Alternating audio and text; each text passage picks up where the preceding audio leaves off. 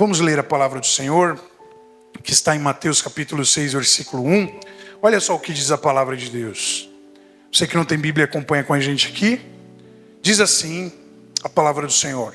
O tema é ensino sobre o auxílio aos necessitados. Que esse foi um dos legados também que o nosso Jesus, ele nos disponibilizou. Nós devemos, como cristãos, como aquele que ama o próximo, cuidar dos necessitados.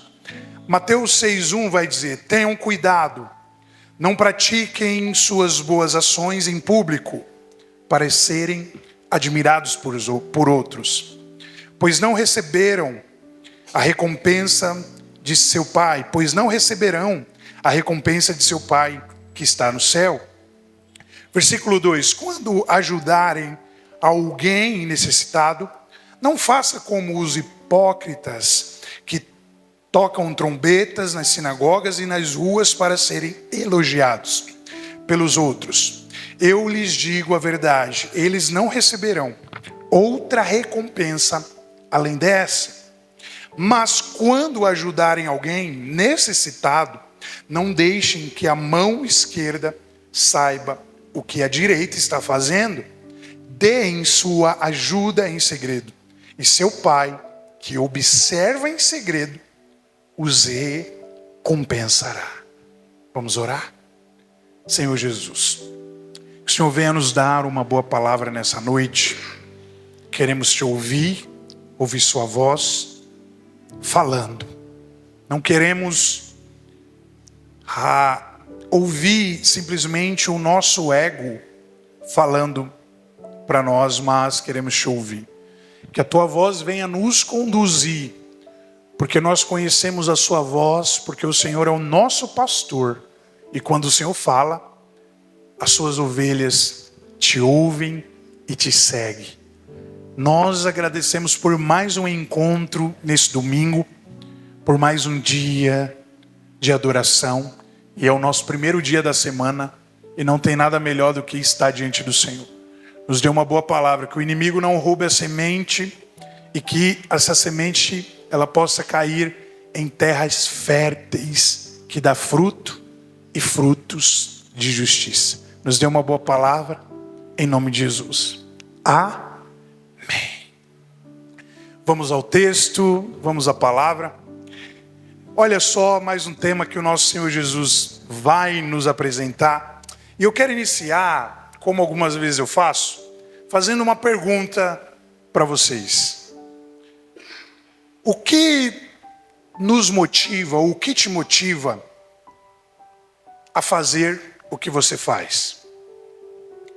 Qual é a motivação? É algo que sempre nós temos que lembrar sobre tudo que nós venhamos fazer. O que me motiva a fazer o que eu faço ou o que eu estou prestes a fazer?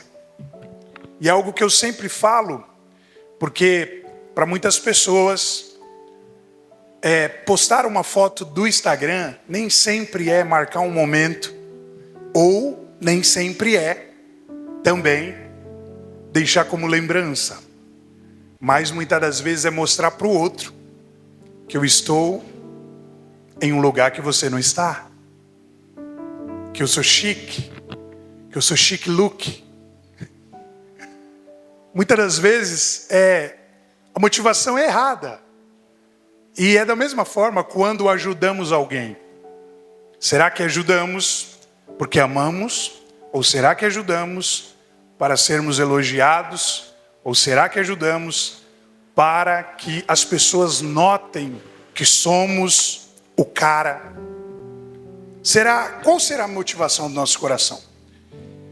E para que eu faço isso? Eu faço isso para glorificar a Deus. Eu faço isso para glorificar o meu eu. Eu faço isso porque verdadeiramente eu amo. Nós temos que iniciar sempre com perguntas. Perguntas para nós mesmos, pelo qual nós muitas das vezes não iremos saber responder. Será que eu estou sendo motivado pelo que é certo? Será que nós estamos sendo conduzidos, motivados, e o nosso coração está sendo sincero em fazer o que nós estamos fazendo. Eu devo demonstrar o amor pelo meu semelhante. É isso que Jesus vai dizer desde o início. E nós temos falado aqui muito sobre o próximo. Ame os seus inimigos, ame o seu próximo. Sobre esse tema que nós temos falado, porque é esse tema exatamente que Jesus, ele dá mais ênfase naquele monte, onde ele prega o sermão da montanha. E será que o que está te movendo a fazer o que você tem feito ou a fazer o que você está prestes a fazer? Eu quero te dizer que tudo o que tem que nos mover é o amor de Cristo e o amor pelo nosso próximo. Só seremos justificados, recompensados por Jesus, e é isso que ele vai dizer na sua palavra, se estivermos fazendo pelo motivo certo. Isso é o que tem que nos mover, o amor pelo nosso próximo, o amor de fato que nós temos por Cristo. E que nós venhamos pensar dessa maneira, como nosso Jesus está nos ensinando. Porque você precisa entender que a glória, ela é somente dele, exclusivamente para ele e para mais ninguém. Olha só o que diz o versículo 1. Tenham cuidado, não pratiquem suas boas ações em público, para serem admirados por outros, mas que o nosso, ou a que nossa ação venha a ser pelo motivo certo, pelo amor ao nosso próximo. Continuando a leitura, pois não receberão a recompensa de seu Pai que está no céu. E é isso que ao longo de toda a história, de toda a teologia, de toda a história da criação, nós iremos encontrar na palavra de Deus e também em muitos livros extra-bíblicos. Uma palavra que significa ou que quer dizer que Deus não divide a sua glória com ninguém. Romanos capítulo 11, versículo 36 vai dizer: pois todas as coisas vêm dele, existem por meio dele e são para ele. A ele seja dado toda a glória para sempre. Amém. Mas o que acontece é que o ser humano caído, corrompido, que o ser humano pecador, ele usa aquilo que Deus te deu para glorificar a Deus, e ele usa para glorificar-se a si mesmo. Ele usa para a glória subjetiva, ele usa para a sua glória pessoal, e Deus, ele não resiste ao soberbo. Isso é bíblico, a gente encontra isso na palavra de Deus, porque a glória é para ele, pois todas as coisas vêm dele. A ele seja toda a glória para sempre. Amém? É isso que Paulo vai dizer em Romanos capítulo 11, versículo 36. E o que Jesus ele quer nos ensinar é que nessa nova humanidade, já que nós estamos falando de alguém que está se achegando a Cristo, ou de alguém que já se achegou e entregou sua vida a Jesus, nessa nova humanidade, nessa nova criatura, que nós agora estamos inseridos, introjetados, estamos intrínsecos, estamos adentro, nós precisamos saber o papel que nós ocupamos. A glória jamais será nossa, a glória será sempre de Deus, e nós não podemos pegar aquilo que Deus nos deu para glorificar a Ele e glorificar a nós mesmos. Um exemplo, se Deus te deu riqueza, você não pode pegar essa riqueza a fim de ajudar alguém, abrir uma associação, fazer algo para que o seu nome seja glorificado. Porque o dono do ouro, o dono da prata, o dono de todos os minerais é Deus. Ele te deu, Ele te capacitou para isso. Tem gente que tem dom de tocar e pessoas que usam isso para humilhar os outros. Mas saiba que todos os dons que Deus te deu, isso nós iremos encontrar na palavra, é para a glória do nome dele. Todos nós aqui temos algo que sabemos fazer, que fomos presenteados desde o início para Deus. Só que nós precisamos usar isso da forma certa. O apóstolo Paulo vai falar que se o seu dom é de fé, que você tenha fé. Se o seu dom é de contribuir, que você possa contribuir. Se o seu dom é de amar, que você ame. Se o seu dom é de profetizar, que você profetize. Que o seu dom é de fazer qualquer coisa para a glória de Deus, que você o faça. Mas, contudo, que seja para a glória dele. E tudo tem que ser para a glória dele. Nós somos criaturas e não criador. É por isso que o termo bará no hebraico, nenhum judeu pronuncia. Isso é muito interessante, né? Bará significa criar. E o judeu entende que criar, só Deus tem capacidade. E nós também entendemos isso. Então nunca a gente vai ver o judeu falando, olha a arte que eu criei, olha o carro que eu criei, olha isso que eu criei. Não, você não criou, você não tem poder de criar, você tem alguma autoridade de descobrir aquilo que já existe.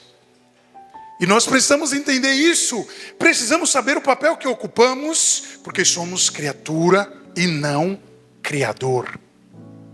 Não precisamos provar nada para ninguém, em nenhum momento. E é por isso que o texto está dizendo que nós não precisamos fazer nada para sermos admirados ou vistos ou elogiados. Porque tudo o que somos temos que ser em Cristo. Então não precisamos fazer algo para provar que somos algo, porque não somos nada diante de um Deus que é tudo. E quando a criatura entende isso, que ele não é nada diante do seu Criador, as coisas mudam. Porque Deus, ele resiste aos soberbos. A palavra de Deus vai falar que ele, ou muitas passagens em Provérbios, que o soberbo terá um fim perverso. Terá um fim muito ruim, ele vai se dar mal. E nós não podemos pegar aquilo que foi nos dado como dom e fazer para nós mesmos. A glória dos homens, igreja, você tem que entender, isso não nos interessa. O que você vai ganhar? Com um aplauso, com um elogio, com uma admiração, apenas isso. O seu troféu vai ser isso. O seu prêmio vai ser esse e nada mais. O seu prêmio vai ser um elogio, uma admiração, um aplauso e nada mais. Por isso a glória dos homens não nos interessa e nunca nos interessará. Toda a glória tem que ser dada a Ele, que é o Rei dos Reis e Senhor dos Senhores. Nós temos que manter o foco na recompensa indestrutível.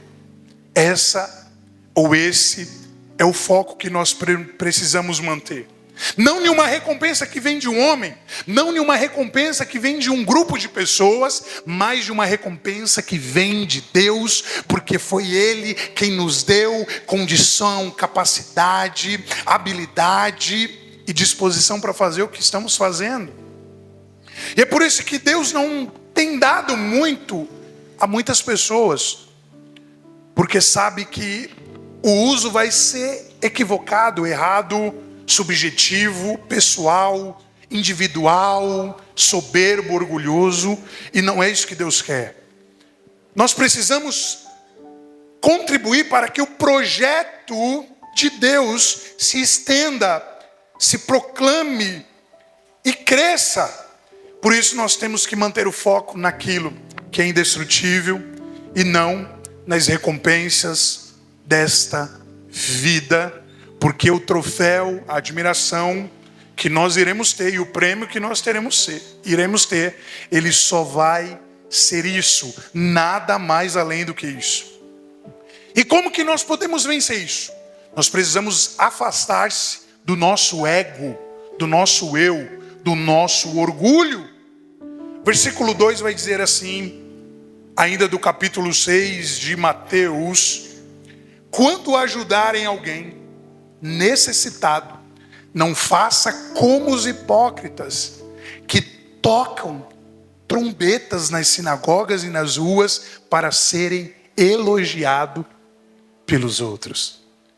Era assim, ou era isso que estava arraigado na cultura daquela época, que estava presente na cultura daquela época, e principalmente na cultura dos fariseus, dos homens que tocavam trombetas nas sinagogas e nas ruas para serem elogiados pelos outros por tudo aquilo que tinha feito.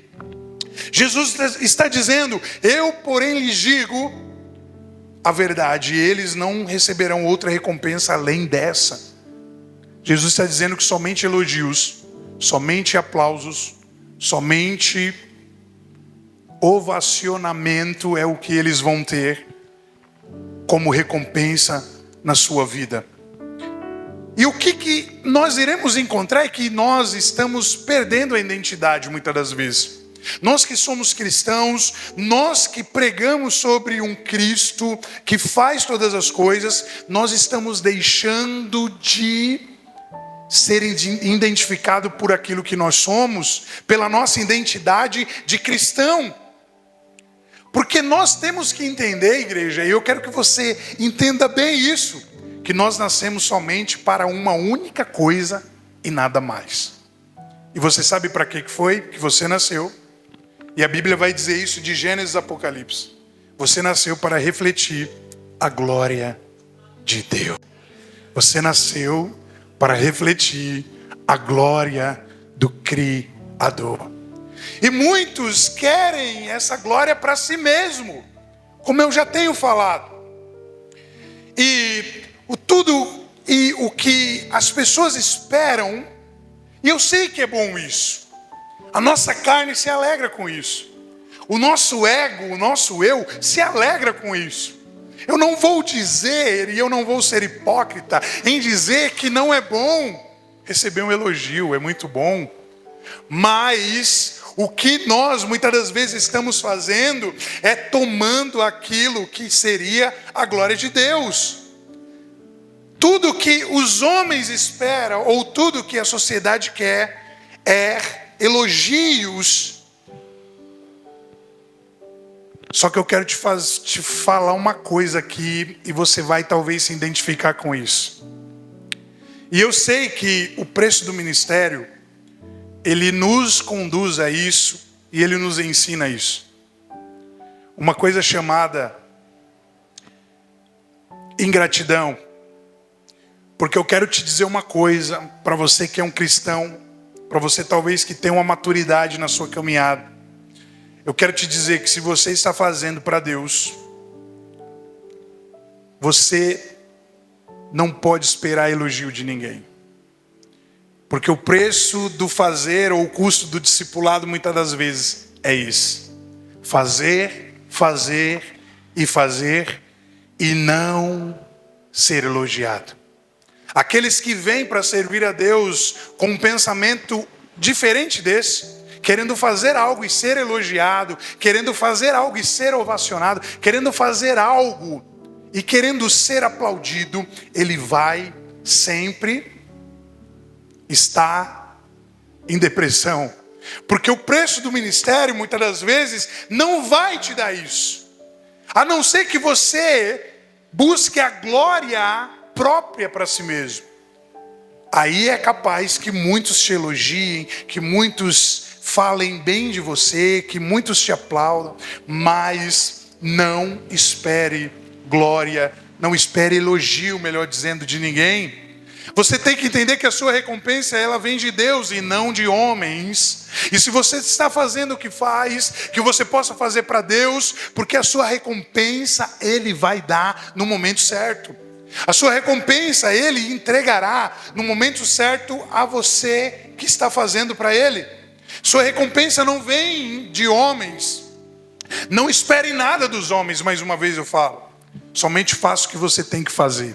Não espere nada de ninguém, somente faça o que você tem que fazer. Não espere elogios de ninguém, somente faça aquilo que você precisa fazer. Sabe por quê? Porque eu quero te dizer algo profundo agora. Eu quero te dizer que uma vida ou um ministério pautado em bajulações ou em elogios, ele não tem sustentabilidade. Eu vou repetir, uma vida, um ministério pautado em bajulações e elogios não tem sustentabilidade. E a gente conhece isso por muitos ministérios que eram super bajulados, que eram super elogiados. Quando a glória, ela muda de direção, ela para de ser, aleluias, cristocêntrica e começa a ser antropocêntrica, as coisas está pendendo a queda. A glória tem que ser para Deus, somente para Ele, e não para homens, e não para você. E é por isso que a todo tempo Ele está dizendo, eles tocam trombetas nas sinagogas e nas ruas para serem elogiados por outros, sendo que a glória é minha. E o que acontece com uma vida ou com um ministério pautado em bajulações e elogios? Ele não tem sustentabilidade, ele morre, apodrece, seca, murcha.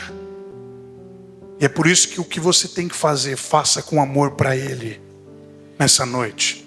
O que Ele te chamou para fazer, não importa a dificuldade, não importa a prova, porque tem custo. Tem muita gente que acha que servir a Deus não é custoso. Hoje nós chegamos aqui de manhã, aleluias, e saímos daqui quase 2 horas da tarde para ensaiar, para prestar o melhor louvor para Ele. Isso ainda é pouco, mas existe um custo. Tem gente que quer servir a Deus, mas não quer pagar o custo. Não quer pagar o preço. Os voluntários chegaram aqui 5h45, organizaram a igreja, talvez estavam cansados, alguns chegou do trabalho já em cima da hora, mas vieram porque tudo tem um custo. E nós queremos servir a Deus e não pagar o preço ou o custo. Você vai pagar de alguma forma, seja com o seu tempo, seja com algum investimento que você faz, seja com alguma ajuda que você dá para alguém. Nós precisamos sim investir nesse reino através do nosso tempo, através de tudo ou daquilo que nós temos. Nós precisamos estar alicerçado em Cristo. Então fazer para homens não vai ser a solução.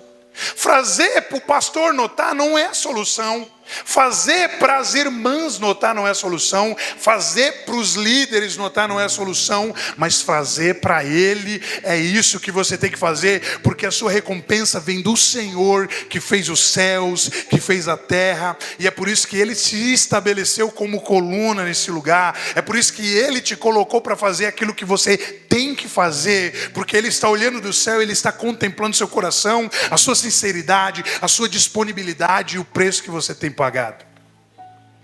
É isso que nós temos que fazer para o Senhor, fazer para Ele. Porque somente Ele é capaz de nos dar a recompensa que nós estamos necessitando ou que nós precisamos. O nosso Cristo é o alicerce, e todo aquele que está embasado, todo aquele que está pautado nesse alicerce, não vai ter a sua casa derrubada, destruída, ao chão. Efésios capítulo 2, versículo 20 vai dizer assim: juntos somos sua casa, edificados sobre os alicerces dos apóstolos e dos profetas, e a pedra angular é o próprio Cristo Jesus.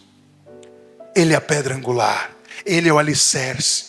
Então que nós venhamos tirar os olhos dos homens, que nós venhamos tirar os olhos dos elogios, que nós venhamos tirar os olhos dos aplausos, que nós venhamos tirar os olhos das bajulações, que nós venhamos tirar os olhos dos elogios e que nós venhamos fazer para o Senhor o nosso melhor que temos que fazer. Ele é o alicerce da sua vida, Ele tem que continuar sendo o alicerce da sua vida, o alicerce da sua casa, o alicerce do seu casamento, o alicerce dos seus negócios, o alicerce da sua vida de devocional. Ele precisa ser o alicerce. Pastor não vai ser alicerce para a sua vida. Líder não vai ser alicerce para a sua vida. Somos apenas ministros de Deus levantados para te orientar, para te dar uma palavra de direção para a sua vida e te ajudar talvez num momento de dificuldade que você tenha, se você tiver coragem de compartilhar com o pastor, né? Porque hoje em dia nós vivemos em um século em que ninguém quer nem compartilhar nada com o pastor. Ninguém quer nem pedir uma ajuda, trocar uma ideia, bater um papo com o pastor. Ninguém quer fazer nada. Mas que nós venhamos olhar para Cristo, que nós venhamos nos estabelecer nesse alicerce que é Jesus Cristo. Amém? Então nosso alicerce é Jesus e você precisa pegar o que você tem, como diz em Colossenses, capítulo 3, versículo 17. E tudo que fizerem ou disserem, façam em nome do Senhor Jesus, dando graças a Deus, ao Pai por meio dele. Tudo que fizerem e disserem, façam em nome do Senhor Jesus. Em algumas outras versões está, façam para o Senhor Jesus. E nós temos que crer que nós somos nação eleita, aleluias. Quantos estão comigo aqui nessa noite? Nós precisamos entender que nós somos e estamos estabelecidos nesse alicerce. Quantos estão comigo aqui nessa noite? Nós precisamos entender que nós fomos formados com um diferencial, e esse diferencial causa toda a diferença no mundo ou no ambiente que nós vivemos. Nós somos sal e luz, igreja. Nós precisamos influenciar e não ser influenciados. Nós precisamos carregar as marcas de uma igreja fiel, de uma noiva fiel, de uma noiva que Ele terá prazer em buscar. É difícil, tudo isso que Jesus está dizendo é difícil.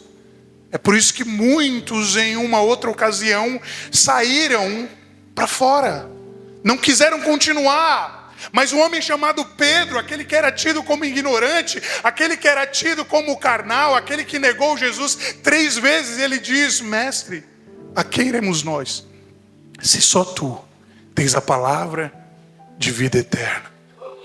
E é isso que nós temos que fazer, ainda que seja duro, ainda que seja custoso fazer, nós precisamos fazer. Faça com amor, não como para homens, mas como para Deus.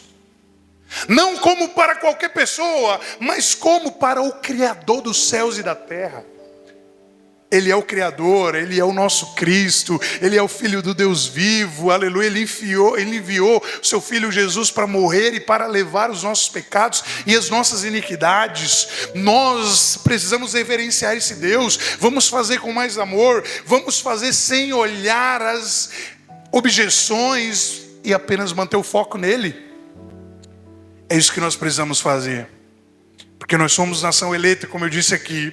Nós fomos formados com um diferencial. Nós, os filhos, somos sal, somos luz. Precisamos dar sabor às coisas. Precisamos iluminar os ambientes de trevas. Precisamos ser diferente. Não podemos ser como muitos aí fora, que só fazem para ser notado, que só fazem para receber elogios, que só fazem para receber aplausos. Somos filhos de Deus. Precisamos fazer com amor. Precisamos fazer com sinceridade. Precisamos fazer e esperar nossa recompensa do próprio Deus, do próprio Jesus e do próprio Espírito Santo. O maior exemplo de quem fez com amor, de quem fez com sinceridade, com honestidade de espírito e como modelo, e serve como principal modelo para a nossa vida, foi o que Cristo fez. O versículo 3 e o 4 do texto que nós lemos vai dizer assim: mas quando ajudarem alguém, ou alguém necessitado, não deixe que a mão esquerda saiba o que a direita está fazendo. Deem sua ajuda em segredo, e o seu Pai, que o observa em segredo, os recompensará. Sabe o que eu entendo quando eu leio esse texto? é que o nosso Pai está nos observando. Nosso Pai está olhando tudo o que fazemos, tudo o que realizamos, tudo da forma que agimos, da forma que conduzimos.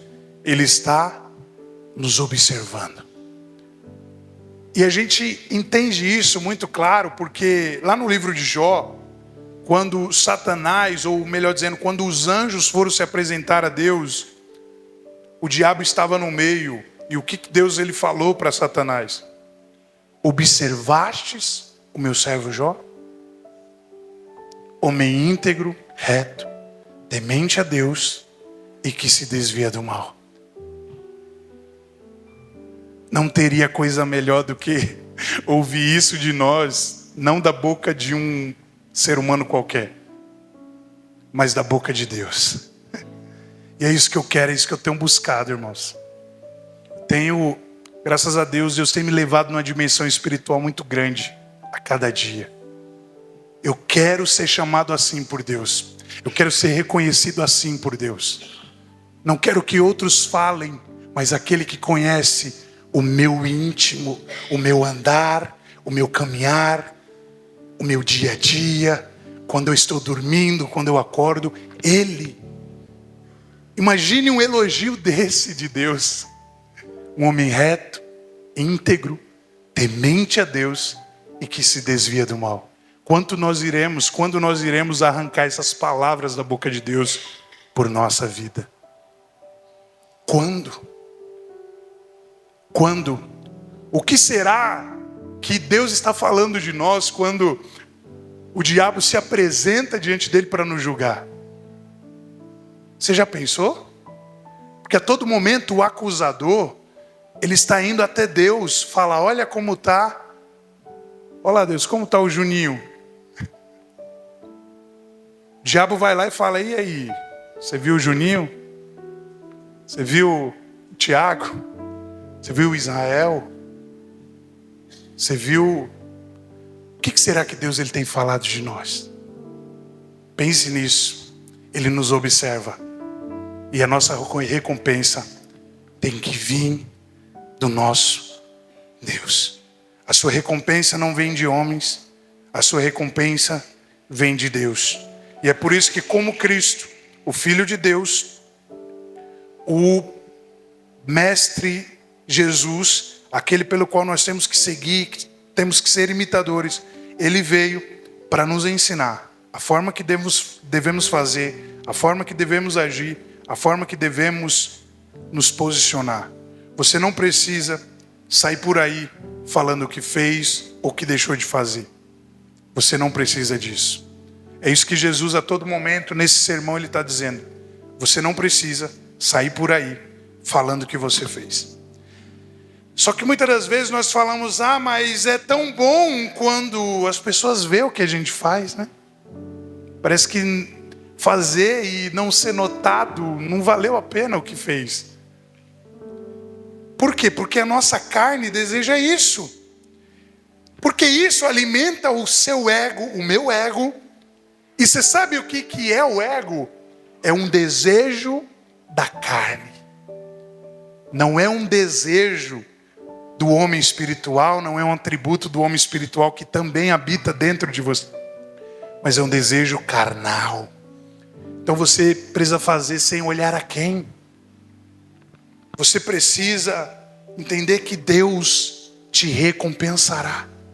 Seja dar uma ajuda para alguém, seja dar uma cesta básica para alguém, seja pagar um aluguel, comprar um gás para alguém, seja fazer para o Senhor, servir na igreja, servir na sua casa, participar do grupo de voluntários da igreja, participar do grupo de louvor da igreja. Faça para Ele, porque Ele está te observando. Faça para Ele. Ele está te olhando e Ele está te observando. E como que nós precisamos fazer? Seguindo os passos do maior modelo, da maior inspiração e do Cristo pelo qual nós temos que seguir, sem nada em troca. Porque foi isso que Jesus fez, sem nada em troca. Sabe por quê?